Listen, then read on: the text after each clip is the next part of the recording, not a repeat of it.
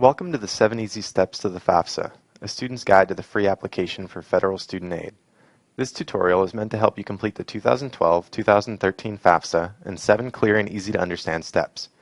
We recommend that you contact your financial aid office with any FAFSA questions not answered by this tutorial. Throughout this tutorial, you will hear us refer to the Help and Hints box on the right-hand side of the screen. This can be a valuable tool in answering any follow-up questions you may have during or after watching this tutorial. The FAFSA application can be found at www.fafsa.gov. Before completing the FAFSA, you and your parent should register for a federal student aid PIN at www.pin.ed.gov. Your PIN is used each year to electronically apply for federal student aid and to access your federal student aid records online. Your PIN also serves as your electronic signature. Since it provides access to your personal records, you should never share your PIN with anyone. To complete your 2012-2013 FAFSA, you will need your PIN, Social Security number, driver's license if you have one, 2011 federal income tax return, as well as current bank statements and statements for any investments in your name. If you are required to include your parents' information on the FAFSA, they will need to have their PIN, Social Security numbers, 2011 federal income tax returns, any information regarding untaxed income received in 2011, as well as current bank statements and statements for any investments in their name. If you are a first-time filer, you will be required to complete all necessary fields on the FAFSA.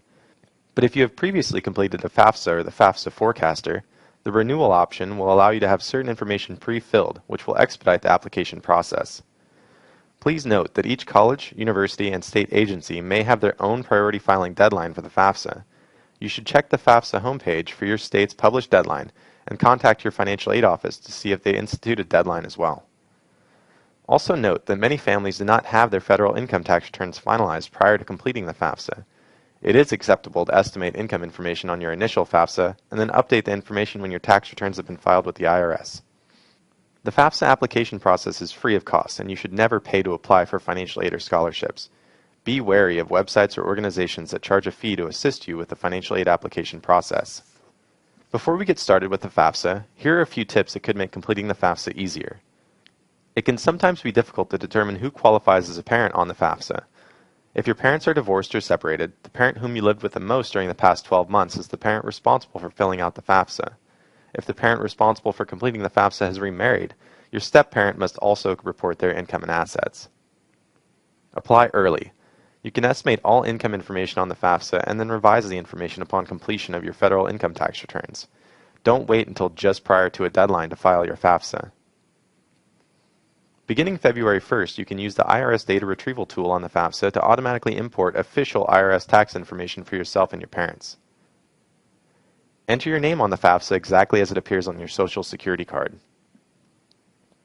Double-check all Social Security numbers, alien registration numbers, and dates of birth to ensure they are entered correctly. Incorrect information can result in delays or even cause your FAFSA to be rejected.